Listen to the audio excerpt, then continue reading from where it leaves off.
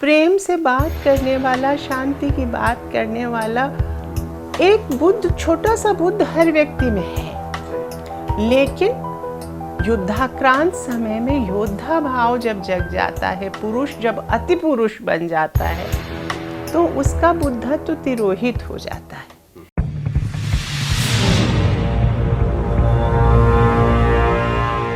नमस्कार। Outlook initiative के इस खास कार्यक्रम खास मुलाकात में आप तमाम दर्शकों का बहुत बहुत स्वागत है और मैं हूं दिनेश आनंद। आप सभी जानते हैं कि आउटलुक ग्रुप पिछले कई सालों से अपनी कई पत्रिकाओं का सफलतापूर्वक प्रकाशन करता आ रहा है, जिनमें आउटलुक हिंदी, आउटलुक इंग्लिश जो ग्रुप की नेशनल न्यूज़ मैगजीन है, इसके अलावा outlook business, outlook money, outlook traveller, outlook splurge. और इन तमाम पत्रिकाओं को आप तमाम पाठकों का वर्षों से प्यार, सहयोग, समर्थन मिलता रहा है। इसके लिए हम आप सभी का आभार व्यक्त करते हैं। तो आइए आज के अपने विशेष मेहमान से हम आपका परिचय करवा दें। हिंदी की प्रख्यात लेखिका, कवित्री, समाज सेविका अनामिका। अनामिका जी, आपका इस कार्यक्रम में बहुत बहुत स्वागत है। सबसे पहली बात कि आप हिंदी की प्रख्यात कवित्री हैं, लेखिका हैं, अनुवादक हैं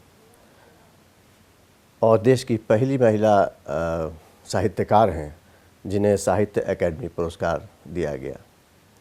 लेखनी में इतनी धार कहाँ से लाती हैं आप? धार के बारे में अरुण कंवर जी की बहुत सुंदर पंक्ति है जी। सारा लोहा उन लोगों का, अपनी केवल धार। तो जहाँ संसाधन है वो तो मिट्टी के भीतर है या उन लोगों के हाथ में है जो प्रभुत्व संपन्न है। लेकिन जो देखने वाले लोग हैं, हम लोगों के जैसे हाशिए पे खड़े लोग हैं, उनके पास तो उस लोहे की धार होती ही है। सिर्फ हम में ही नहीं, आप सब में जो भी चुभता है। एक मेरी कविता की पंक्ति है, जो बातें मुझको चुभ जाती हैं मैं उनकी सुई बना लेती हूँ।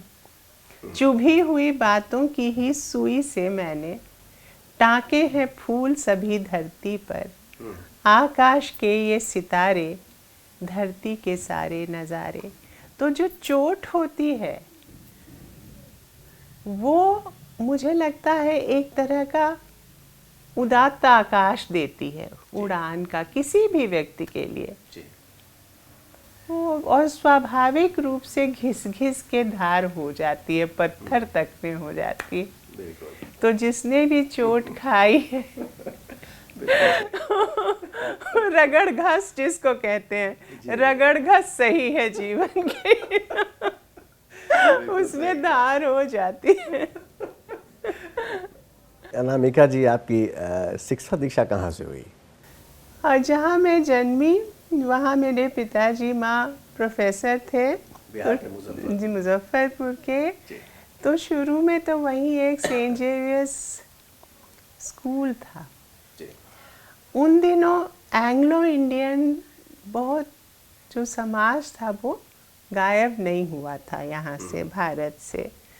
और जहाँ जहाँ बड़े बड़े स्टेशन होते थे, रेलवे के बड़े बड़े सेंटर होते थे आनंद जी, वहाँ पर एंग्लो इंडियन समाज के लोग स्कूल चलाने लगते थे।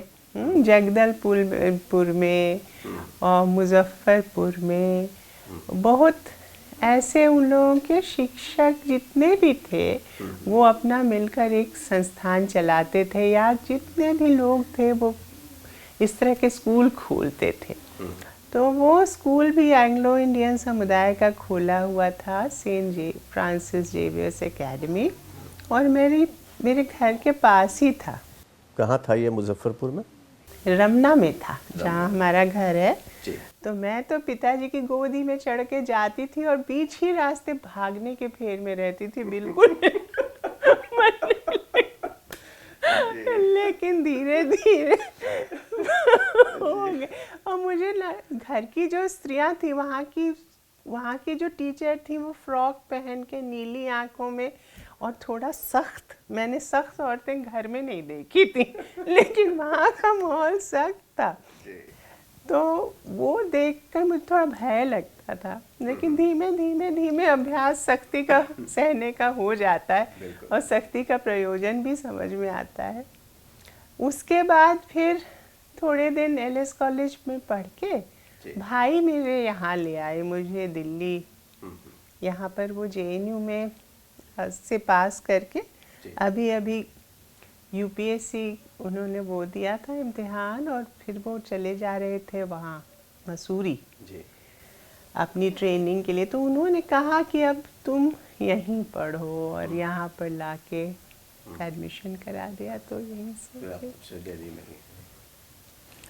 अनिमिका जी, आपको टोकरी में दिगंत थेरी गाथा 2014 के लिए 2020 में साहित्य अकादमी पुरस्कार से सम्मानित किया गया। आपकी इस लोकप्रिय रचना के बारे में हमारे कुछ दर्शक हैं जो आपसे ही सुनना चाहते हैं।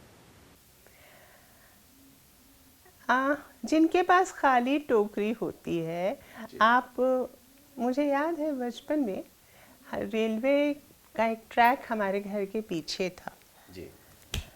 तो वहाँ मजदूर औरतें ट्रेन का खींच के चेन और उतरती थी, कूदती हुई। वो पता है 45-50 बरस की भी औरतें होती थी, सब्जी वालियाँ। वो टोकरी में ऐसी पालक की पत्तियाँ जिससे ओस टपकती हो, ऐसे ले ले के सब्जी कूदती थी पीछे। और शाम को जब लौटती थी तो खाली टोकरी उनकी मुझे दिखाई, मुझे स्मृति का हिस्सा है। आदमी जो देखता है उसी से भर जाता है। तो मैंने भी जो दृश्य देखे उससे मैं भर गई, वो मेरे भीतर रह गई, टूटी हुई छितनी टोकरी जो वो हंसती बतियाती हुई लौटती थी फिर उसी रास्ते से, और सुबह जाती थी बड़ी बड़ी हंसुली पहने हुई। और मुझे लगता था कि जो बटुली में इतने पैसे आ गए उससे उन अनंत पूरा आकाश उतर आया उस खाली टोकरी में।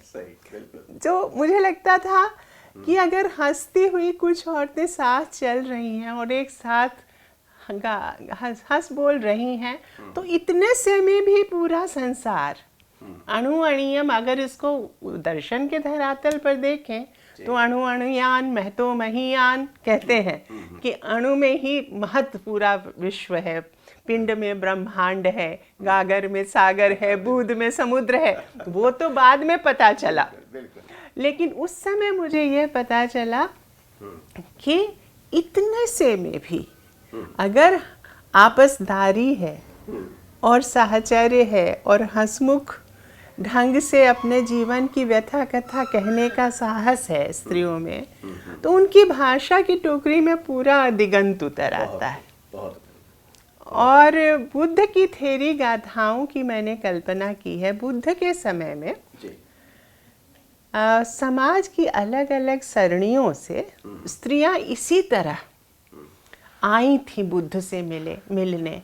वो एक युद्ध कातर समय था, जैसे अभी हमारा समय एक आतंक विह्वल समय है, हिंसा कातर समय था। तो बुद्ध ज़्यादातर जब युद्ध आक्रांत समय में सबसे ज़्यादा दुख किसको होता है? स्त्रियों को। एक तो जो मारे जाते हैं वो उनके अपने होते हैं, बेटे हो, पति हो, भाई हो, पिता हो। और उसके बाद जो सिपाही आते हैं घर, मतलब अंदर जो प्रवेश करते हैं, तो भी बहुत तरह की हिंसा का, उनका शरीर शोषण का एक प्राइम साइट, एक आधार पीठिका हो जाती। ऐसे समय में स्त्रियों ने एक जत्था बनाया और देखा हर पुरुष में वो एक बुद्ध जैसा ढूंढने लगी थी, क्योंकि उन्हें लगा कि शांति दूत, प्रेम से बात करने वाला, शांति की बात करने वाला एक बुद्ध, छोटा सा बुद्ध हर व्यक्ति में है। लेकिन युद्धाक्रांत समय में योद्धा भाव जब जग जाता है, पुरुष जब अति पुरुष बन जाता है, तो उसका बुद्धत्व तिरोहित हो जाता है। तो वो बुद्ध से बात करने गई और उन्होंने कहा कि आप एक नए समाज की संकल्पना दे रहे हैं, तो हमें भी उसका हिस्सा बनाइए। शुरू में बुद्ध ने कहा कि मुश्किल है, क्योंकि तो उन्होंने कहा कि स्त्रियां क्यों मुक्ति के लायक नहीं लगती आपको? तो उन्होंने जो भी कहा हो, मैंने कल्पना इसमें ये की कि बुद्ध कहते हैं कि नहीं, ये समाज ही जो है ना, उसमें ऐसा नहीं कि स्त्रियां मुक्ति, लेकिन कोई भी पुरुष इस लायक नहीं हुए कि स्त्रियों की संगति में भी बुद्धत्व बना के रखें। तो आज तक हमारा ये हर स्त्री का, सामान्य स्त्री का एक सपना होता है कि वो जिसके सामने भी बैठे उस व्यक्ति में बुद्ध उदित हो जाए, उनमें बुद्धत्व के बीज प्रकट हो जाएं। अपने बच्चे में तो वो कोशिश करती ही है, बच्चों बच्चियों में, लेकिन अपने पुरुष में भी वो बुद्धत्व देखना चाहती है। हर पुरुष में हर स्त्री बुद्धत्व जो देखती है और टोकरी में उस तरह से दिगंत उतारना चाहती है, इसी पूरे रूपक पर ये लिखा है। तो आम्रपाली हैं, उसमें बुद्ध के समय की अलग अलग थेरियाँ हैं। चापा बहेलिये की पत्नी है, और भी तरह की स्त्रियाँ, साधारण एक सेनापति जो मारा गया है उसकी पत्नी है।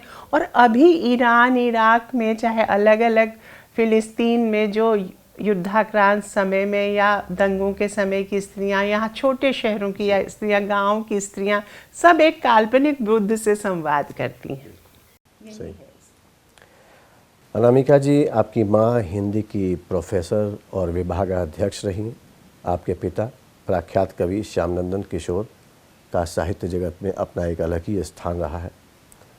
पिता की वो कौन सी रचना है जो अनामिका जी को बेहद पसंद है, और हम चाहेंगे कि उसकी 2 पंक्तियां आप हमारे दर्शकों के सामने रखें। जी, उनकी बहुत सारी रचनाएं अभी भी आज तक, जब भी मेरे जीवन में दुचित्तापन आता है, दुविधा आती है और मैं संभ्रम में पढ़ती हूँ, तो उनकी कविताएं लालटेन उठा के खड़ी हो जाती हैं और मेरे अंधेरे छट जाते हैं। बहुत सारी पंक्तियाँ हैं, जैसे एक पंक्ति है, शुद्ध सोना क्यों बनाया प्रभु मुझे तुमने, कुछ मिलावट चाहिए गलहार होने के लिए, जो मिला तुम में भला क्या भिन्नता का स्वाद जाने, जो नियम में बंध गया वह क्या भला अपवाद जाने, जो सरहा समकक्ष करुणा की मिली कब छाह उसको, कुछ गिरावट चाहिए उद्धार होने के लिए।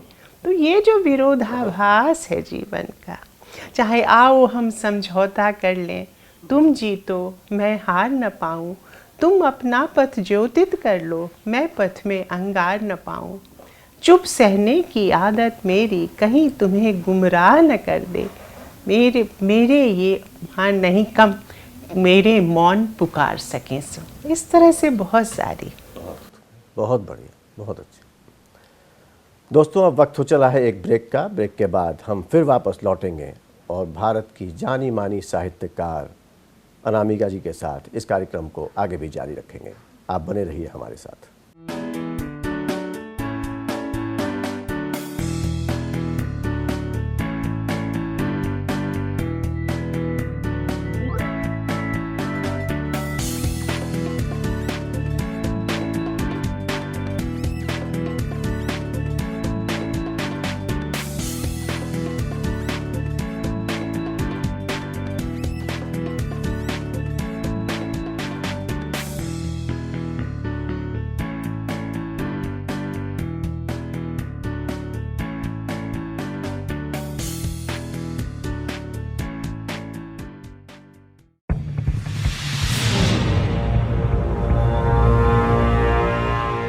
ब्रेक के बाद आप तमाम दर्शकों का एक बार फिर से बहुत बहुत स्वागत है। और आज हम बात कर रहे हैं भारत की जानी मानी साहित्यकार अनामिका जी से। अनामिका जी, नमक पर आपकी एक रचना बेहद लोकप्रिय हुई है, और व्यक्तिगत तौर पर मैं आपको ये भी कहना चाहूँगा कि वो आपकी जो रचना है वो मुझे भी बेहद पसंद है।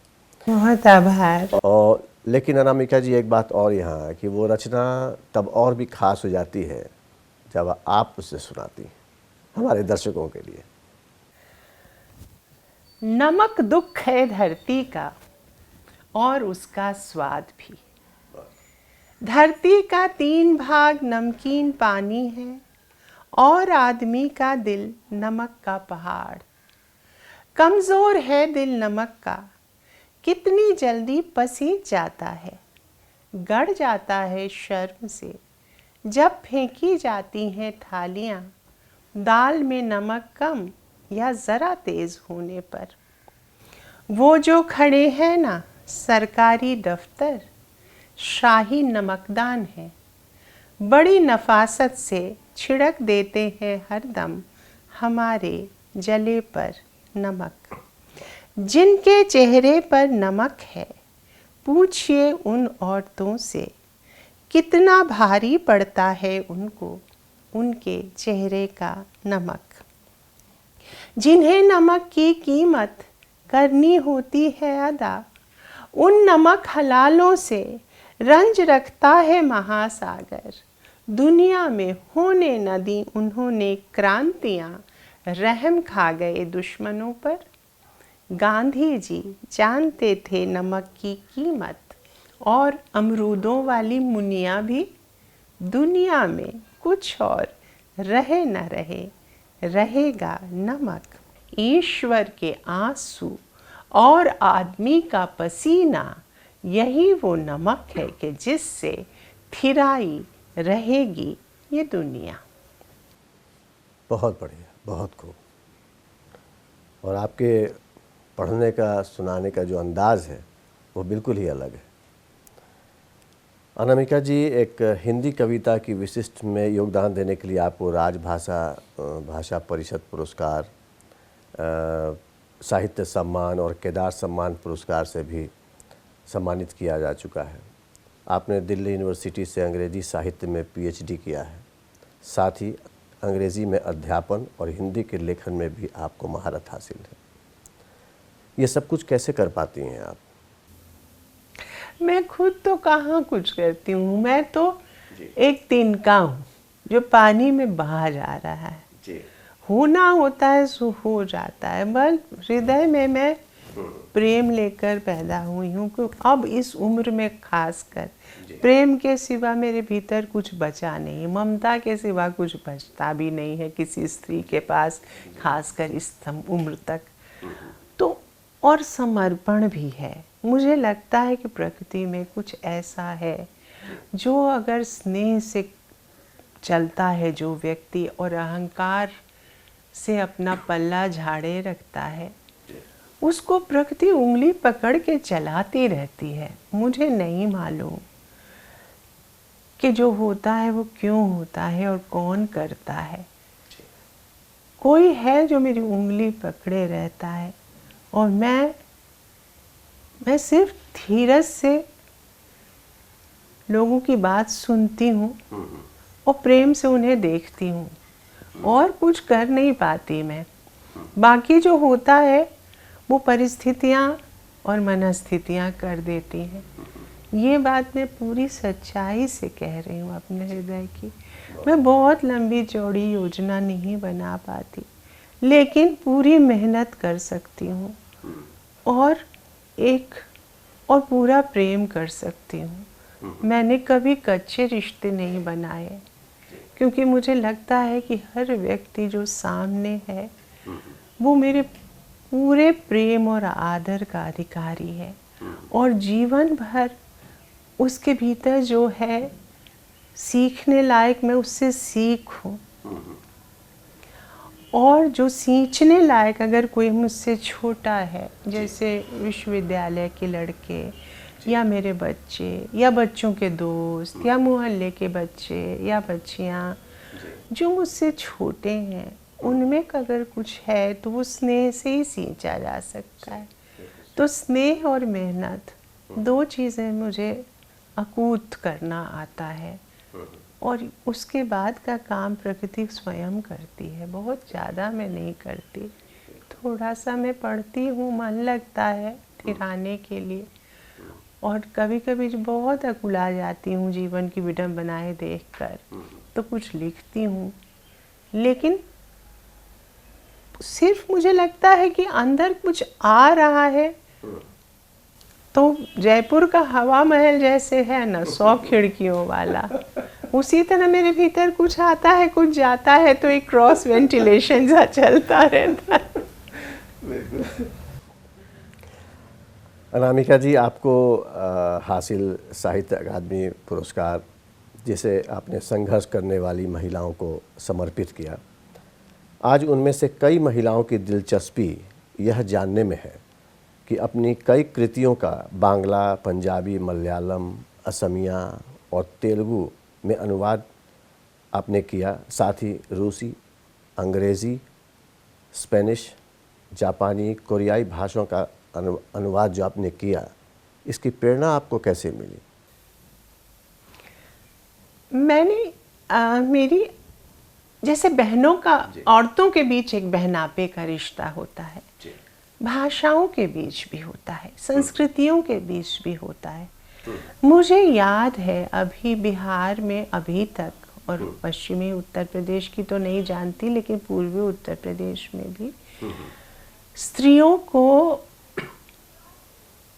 उनके मायके के स्थान के नाम से पुकारा जाता है, जैसे डुमरा वाली, सुस्ता वाली वगैरह वगैरह। और वो आप ये जानते हैं कि 8 कोस पे पानी बदले 5 कोस पे बानी, तो उस तरह से एक ही भाषा प्रदेश में अलग अलग जगहों से जब स्त्रियां आती हैं और एक ही छत के नीचे आती हैं, तो घर में जो बच्चे होते हैं, अब जैसे ही मेरी ही मामी या मेरी चाचियाँ या मेरी बुआएं या मेरी मासियाँ, मुझे 3-4 जो लोक भाषाएं हैं बिहार की, सबकी कहानियां मुझे सुनाती जाती थी। तो भाषाओं के बीच जो नदियों जैसा नाता होता है, एक दूसरे में बह जाती हैं वो, और एक दूसरे के घर आती जाती हैं बहनों की तरह। उसका महत्व मुझे समझ में बहुत जल्दी आ गया था, क्योंकि मामी गोदी लेती थी तो वहाँ की कहानी, चाची गोदी लेती थी तो वहाँ की लोरी, और हम लोग के यहाँ साझा मातृत्व होता है। एक माँ तो होती है जो पैदा करती है, लेकिन पूरा मोहल्ला एक तरह से साझा मातृत्व का वो होता है, और जो तो उन और अंतरंग संवाद स्त्रियाँ करती हैं कम से कम अपने बच्चों से, और इस तरह के उस तरह के लोगों से। तो भाषा अंदर बहुत तरह की उतरती जाती है, एक पंचवटी की छाँ में, एक भाषिक पंचवटी की छाँ हर भारतीय बच्चे पर होती है, और इसलिए एक भाषा से दूसरी भाषा में जाने में बहुत आसानी होती है। और भाषा कोई भी हो, उसका मर्म स्थल जो होता है वो हृदय को छूने से ताल्लुक रखता है ना। बोलना वो, लिखना वो, जो आपका हृदय छू ले, आपका मर्म भेदन कर दे, आपकी स्मृतियाँ, सोई हुई स्मृतियाँ जगा दे, और आपका सुभग पक्ष जो है जीवन का, और आपके सुंदर सपने हैं, उसके झुटपुटे में आपको खड़ा कर दे, है ना। तो भाषा का अंतःस्थल एक ही जैसा होता है, जैसे सब स्त्रियों का अंतःस्थल एक ही तरह से होता है। बहुत सारे बतरस का शहद, आंचल का दूध और आँखों का पानी, सारी तरलता मिलकर भाषा में आ जाती है। तो अनुवाद करते हुए ही हम पैदा होते हैं। मुझे लगता है कि हर भारतीय भाषा, बाजार बच्चा एक भाषा, बाजार सब्जी से एक भाषा में बात करता है, पंसारी से दूसरी भाषा में, अगर घर में कोई धर्म ग्रंथ पढ़ा जाता है तो उसकी भाषा कोई और होती है, स्कूल की भाषा कोई और होती है, घर की भाषा, तो लगातार ही अनुवाद चलते रहते हैं। तो हम तो जन्मसिद्ध, हम सारे के सारे अनुवाद देखें, और अनुवाद श्रेष्ठ वही होते हैं जहाँ पर अंतरंग संवाद हो, है ना। और जैसे कि आप मेरे घर आए आनंद जी, अगर आपको कोई चीज़ गरिष्ठ लग रही है, तो मेरा धर्म बनता है कि आपके गले में जबरदस्ती वो गरिष्ठ चीज़ मैं डालूं नहीं, है ना। आपके रुचि के अनुसार मैं आपको कुछ भी खिलाऊं। अनुवाद करते समय भी यही देखा जाता है कि अच्छा अनुवाद वही है जो गपशप करे और जबरदस्ती आपको ना कुछ घुटाए और ना कुछ आपसे आपसे अच्छी मेहमान नवाजी करे, कहने का मतलब जबरदस्ती न करे, आपकी जो मूल प्रकृति है उसको सुरक्षित रखते हुए। बल्कि मुझे अक्सर लगता है कि अनुवादक की भूमिका सास की भूमिका होती है। दूसरी भाषा घरों से जो बहुएं आती हैं उनको अपने घर के परिवेश में उनको संभालना होता है, लेकिन ऐसे नहीं कि जबरदस्ती करना, उसकी अपनी संस्कृति भुला देना। अपनी संस्कृति बहू की बनी रहे, बहुभाषा की, लेकिन फिर भी नए भाषिक परिवेश में वो समा जाए, सिद्ध हो जाए। इसे भी आपने तरीके से परिभाषित किया है। दोस्तों, वक्त हो चला है एक ब्रेक का। ब्रेक के बाद हम फिर वापस लौटेंगे और भारत की जानी मानी साहित्यकार अनामिका जी के साथ इस कार्यक्रम को आगे भी जारी रखेंगे। आप बने रहिए हमारे साथ।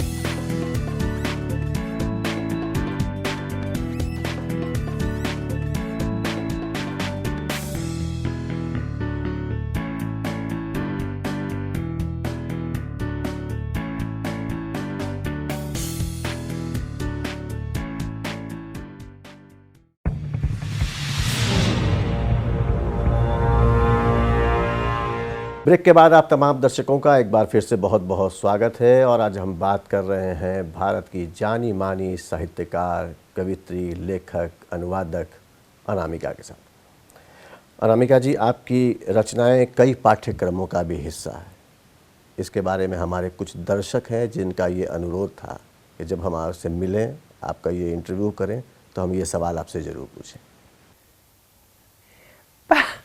वो संयोग होते हैं कि पाठ्यक्रम बनाने वाले को अगर कोई चीज़ पढ़ी हुई याद आ गई तो वो संस्तुत कर देता है, और एक मंडल होता है जो उसको मतलब डाल देता है। इसमें मेरा कुछ नहीं है, मैं उसमें कुछ नहीं।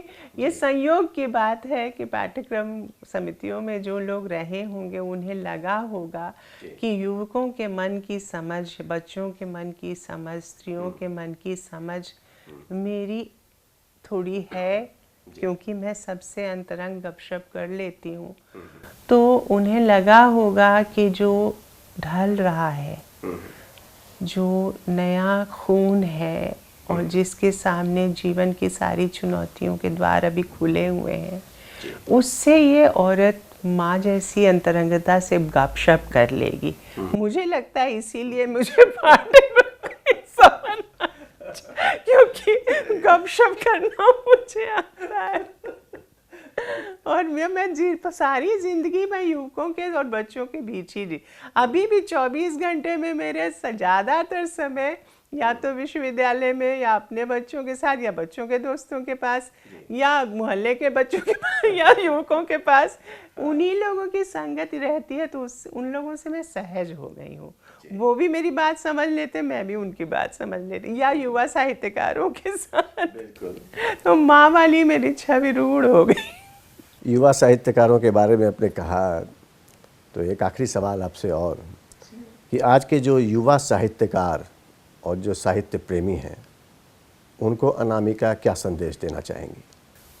हाँ, ये संदेश और उपदेश और आदेश मैं क्या दूँ, लेकिन मैं ये ज़रूर समझती हूँ कि अंतर्जाल जो आया है अभी, उसमें विश्व की और भारत भर की दूसरी भाषाओं की श्रेष्ठ अनुदित रचनाएं उपलब्ध हैं, और फिल्मों पर भी उपलब्ध हैं। फिल्मों के माध्यम से भी कविताओं के अनुवाद उपलब्ध हैं, जिनकी श्रेष्ठ रचनाएं, जिसको विश्व साहित्य का हिस्सा माना जाता है।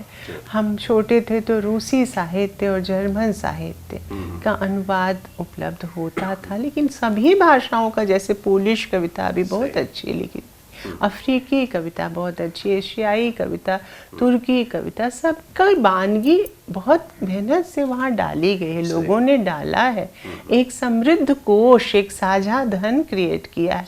गांधी जी जैसे कहते थे ट्रस्टीशिप, लिटरेरी ट्रस्टीशिप एक तरह से बनाई गई है, साझा धन क्रिएट किया। तो बच्चों को या युवकों को ये सुविधा है कि लिखें और पढ़ें साथ साथ, क्योंकि क्या होता है कि खूब अच्छा कविता तो खास कर नाटक और कविता बोल के पढ़ने की चीज़ है।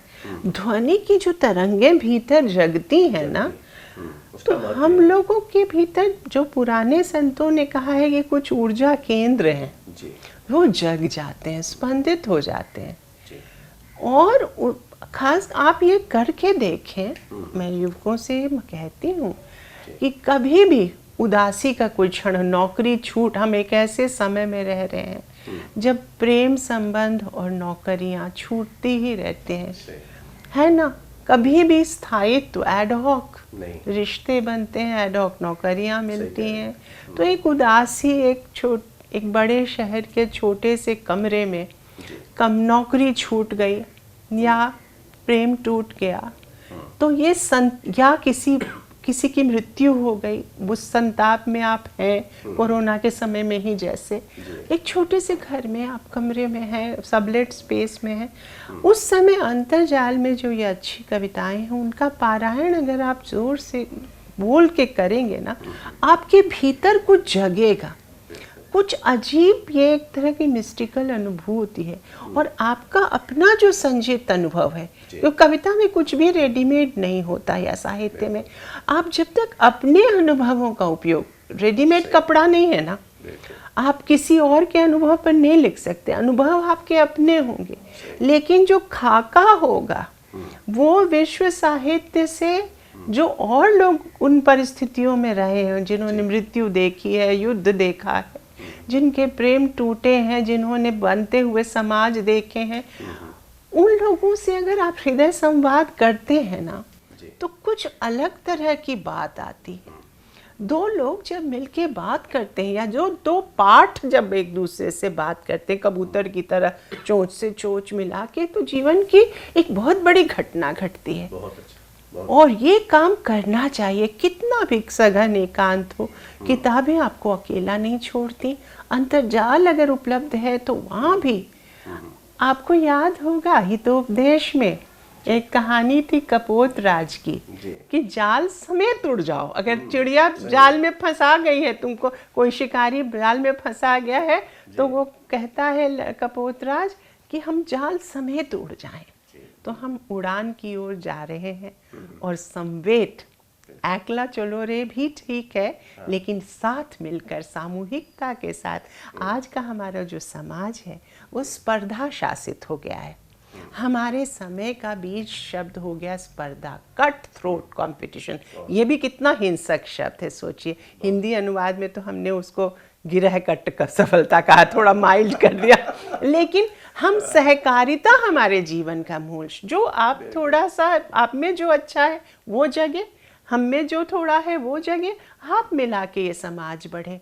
तो सहकारिता हमारे जीवन का मूल मंत्र है, और कविता भी यही सिखाती है। आख्यान से भी उसने कुछ लिया है, नाटक से भी उसने कुछ लिया है। इतने छोटे से क्षण में वो एक पूरा ब्रह्मांड घटित कर देती है, मंचित कर देती है घटनाक्रम। तो यही आप भी अपनी टोकरी में दिगंत उतार सकते हैं। बहुत धन्यवाद दोस्तों। अब हमारे कार्यक्रम की समाप्ति का वक्त हो चला है। उम्मीद करता हूँ आपको आज का हमारा ये कार्यक्रम पसंद आया होगा। अगर पसंद आया हो तो आप हमारे कार्यक्रम को लाइक करें, शेयर करें और हमारे चैनल को सब्सक्राइब करें। अगले एपिसोड में ऐसी ही किसी शख्सियत से हम फिर करवाएंगे आपकी मुलाकात। तब तक के लिए नमस्कार।